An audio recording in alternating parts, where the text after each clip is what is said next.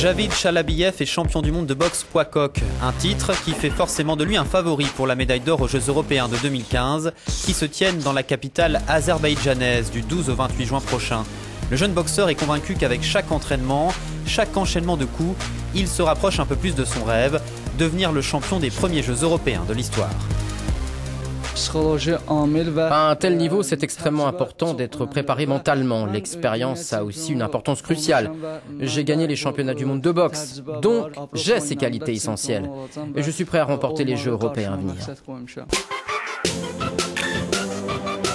Les Jeux européens sont organisés sous la direction des comités nationaux olympiques européens et sont reconnus par le CIO, tout comme les autres compétitions multisports continentales qui existent déjà, comme les Jeux asiatiques, panaméricains, les Jeux du Pacifique et les Jeux panafricains.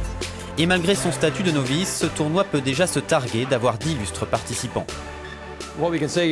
D'après les inscriptions provisoires, nous avons bien plus de 100 champions olympiques dans les 20 disciplines. Sur ces 20 disciplines, 12 serviront de qualificatifs pour les JO, donc les meilleurs athlètes européens devront venir à Bakou pour s'assurer une place à Rio. Nous n'avons donc pas de doute que nous attirerons les meilleurs athlètes en Europe.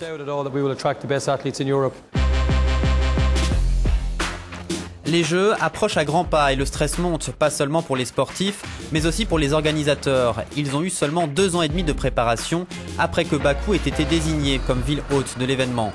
À 2 semaines de l'ouverture, l'éclat de rire du président du comité d'organisation quand on lui demande s'il est détendu en dit long sur la tension des derniers jours.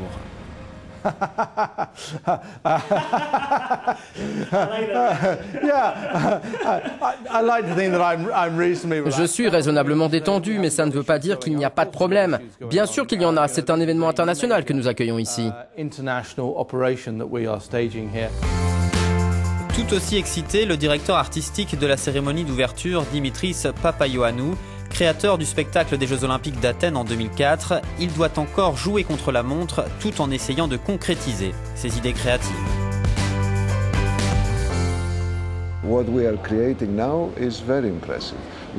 Ce que nous sommes en train de créer est très impressionnant.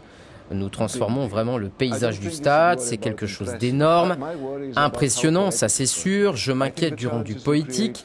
Je pense que le défi de raconter des histoires humaines qui composent les ingrédients caractéristiques de la culture locale, c'est mon but. Plus de 80% des tickets ont été vendus pour la cérémonie d'ouverture, bien que ce soit les entrées les plus chères de tous les Jeux européens.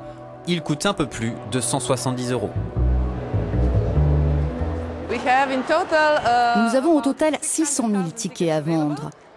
Les moins chers sont à moins de 1 € pour des places debout lors des épreuves de canoë ou au tarif enfant pour des compétitions de gymnastique. Les entrées les plus chères pour les phases finales ne dépassent pas 5 €.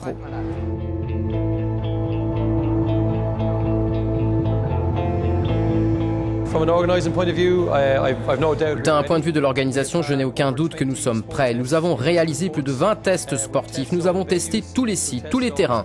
Nous avons accueilli 6 grands événements internationaux. Donc je suis sûr que nous sommes prêts. Nous sommes tendus et excités et nous attendons juste la cérémonie d'ouverture.